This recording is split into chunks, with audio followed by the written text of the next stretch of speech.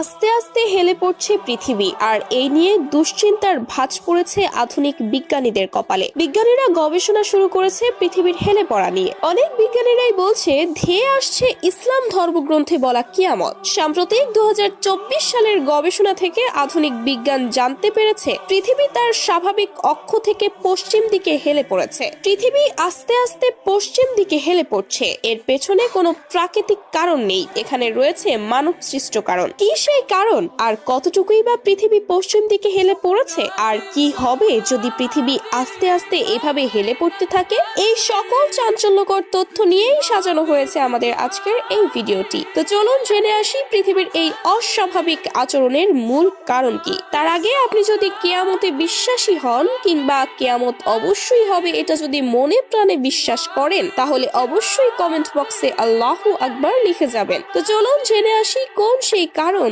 যার ফলে পৃথিবী আস্তে আস্তে তার অক্ষ থেকে পশ্চিম দিকে হেলে পড়ছে। পৃথিবীর অক্ষ হচ্ছে একটি কাল্পনিক রেখা যা উত্তর থেকে দক্ষিণ মেরুর দিকে গেছে। এই মেরুর ওপরেই পৃথিবীতে 23.5 ডিগ্রি হেলে ঘুরতে থাকে। যদিও পৃথিবীর এই অক্ষের অবস্থান নির্দিষ্ট নয়, পৃথিবীর ঘূর্ণন সহ নানা কারণে এটি প্রায় অল্প বিস্তার পরিবর্তিত হয়। কিন্তু সাম্প্রতিক একটি গবেষণায় দেখা গিয়েছে এবার অল্প বিস্তার নয়, বরং 31.5 ইঞ্চি পশ্চিমের দিকে পৃথিবী হেলে পড়েছে। আর এর পেছনে দায়ী হচ্ছে পৃথিবীর মানুষ। পৃথিবী তার নিজ অক্ষর থেকে 31.5 ইঞ্চি পশ্চিমের দিকে হেলে পড়ার প্রধান কারণ বিজ্ঞানীরা দেখছে গ্লোবাল ওয়ার্মিং এর বরফ দ্রুত গলে যাচ্ছে, যার ফলে পৃথিবী তার নিজের ওজন হারাচ্ছে, আর এজন্য পৃথিবী আস্তে আস্তে পশ্চিমের দিকে হেলে পড়ছে। এছাড়াও জার্নাল অফ জিওগ্রাফিক্যাল রিসার্চ এর গবেষণায় জানা গিয়েছে কৃষিকাজ ও নগরায়ন সহ নানান কাজে আমরা যে